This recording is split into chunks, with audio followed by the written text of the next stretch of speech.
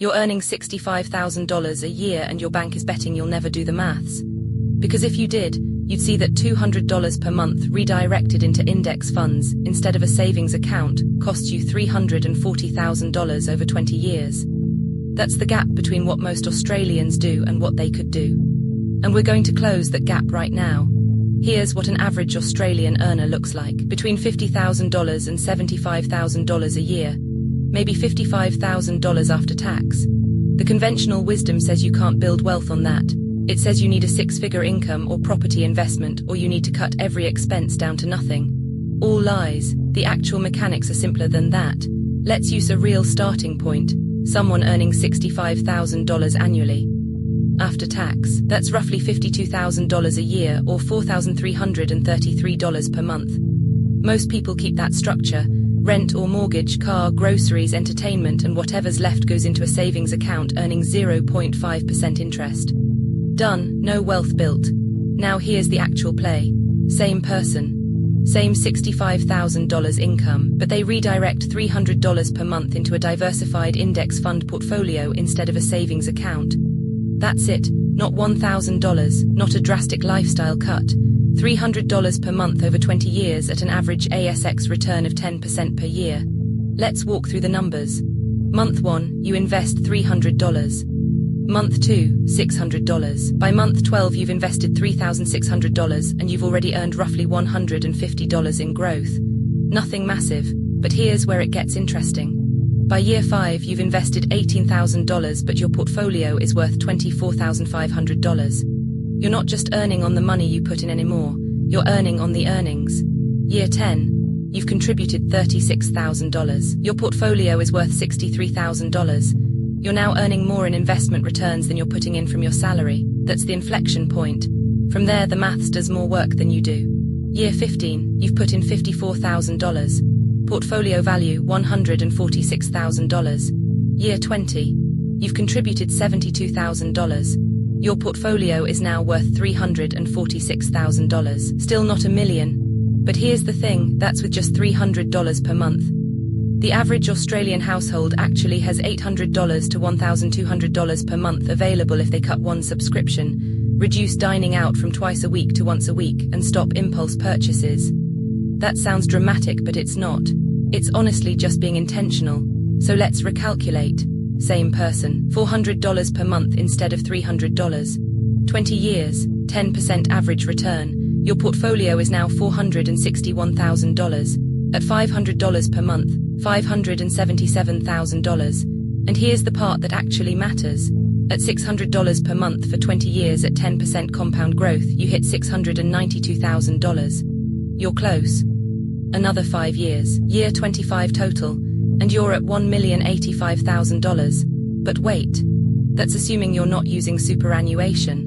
And that's the real lever most people ignore completely. The average Australian under 45 isn't maximizing their superannuation contributions. You get $11,500 per year in concessional contributions. That's $958 per month, combined with a modest personal contribution of $300 per month into a taxable brokerage account.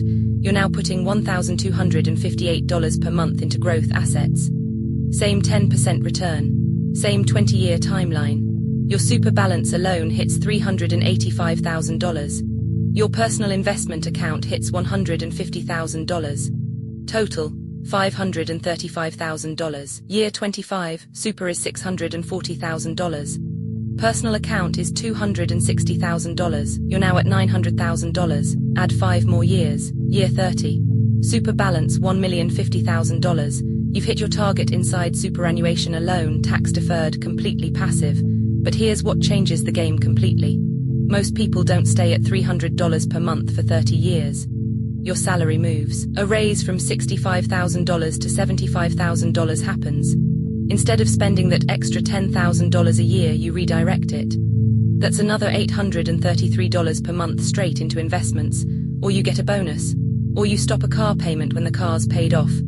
You redirect that $400 per month car payment. This is not deprivation.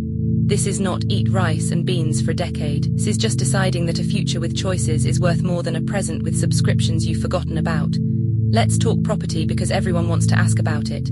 You can hit $1 million faster with property if you have $100,000 for a deposit. Buy a $500,000 place, 20% down. You're leveraging borrowed money. Property in Australia historically returns 7-8% annually plus 3-4% rental yield, but you're paying interest on the borrowed amount. After mortgage costs, you're netting about 5-6% on your actual capital.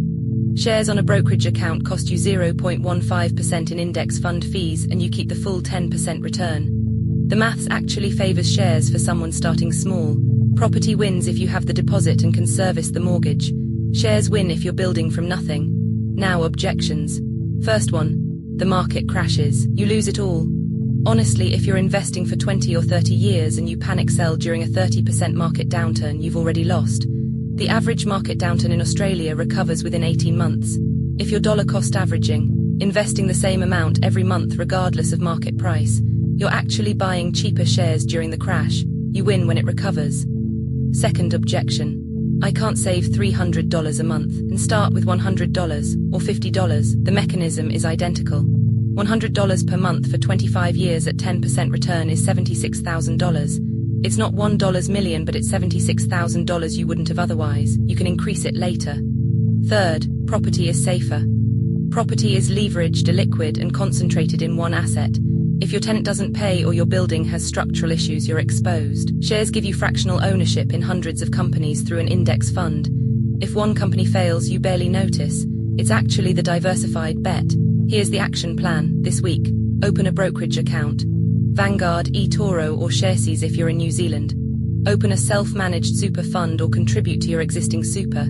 Set up an automatic monthly investment of whatever you can manage. $100, $200, $500 into an ASX 200 index fund or a global diversified ETF. Set it and forget it. Come back in a year and watch the numbers. That's it. No timing the market, no picking individual stocks. No listening to podcasters with a product to sell. Just monthly contributions, compound growth and time. You earn an average salary. Your bank wants you to believe you can't build wealth. You can. The only person stopping you is you. Start this week.